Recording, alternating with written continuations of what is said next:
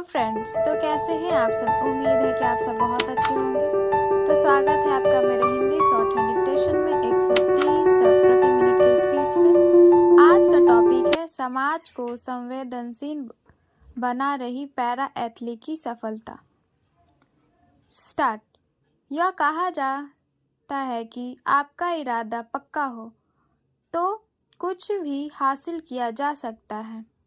इसी बात को पिछले कुछ साल में भारतीय पैरा एथलीटों ने एकदम से सही साबित कर दिया है।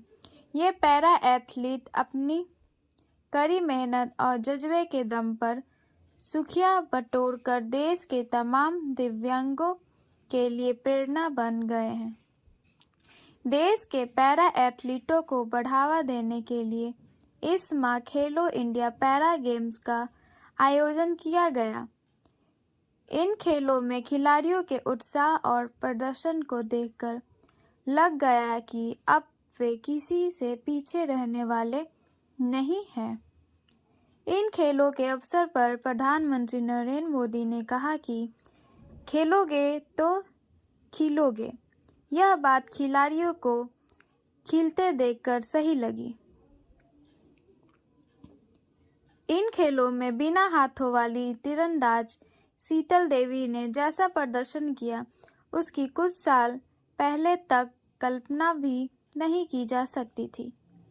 जम्मू कश्मीर के किश्तवाड़ के दूरदराज स्थित लोईधार गांव में जन्मी शीतल के पैदाइशी दोनों हाथ नहीं हैं।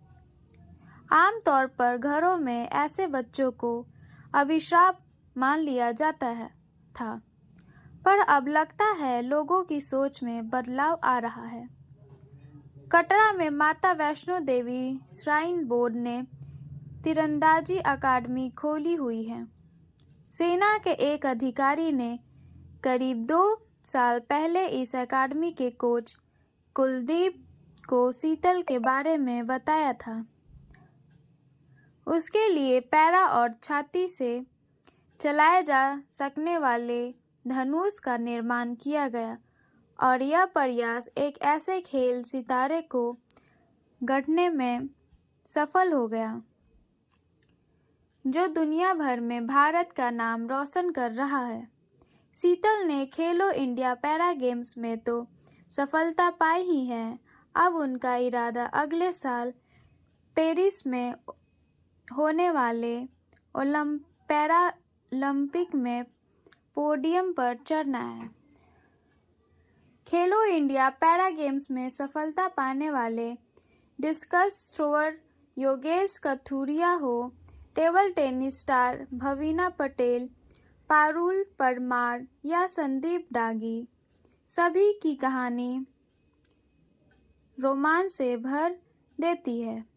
सच तो यह है कि इन खिलाड़ियों ने अपनी दिव्यांगता को अभिशाप मानने के बजाय खिलाड़ी बनकर राष्ट्रीय अंतर्राष्ट्रीय स्तर पर तिरंगा फहराने का बीड़ा उठाया।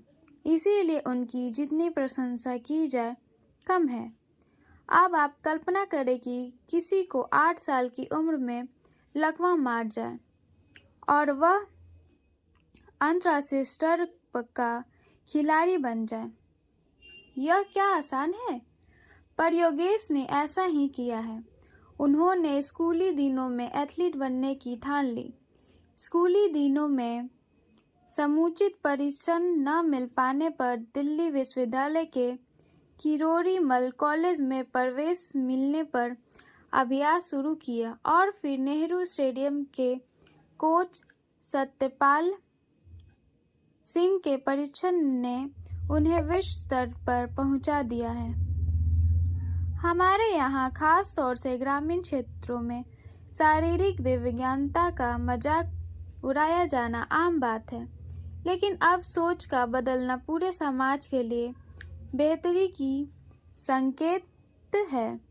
आंगछू पैरा एशियाई खेलों में बैडमिंटन में स्वर्ण पदक जीतने वाले कृष्णा नागर भी समाज की कुरीति का शिकार बने थे। वह कद विकार के शिकार हैं, जिसके कारण उनकी लंबाई 4 फुट और 5 इंच रह गई है।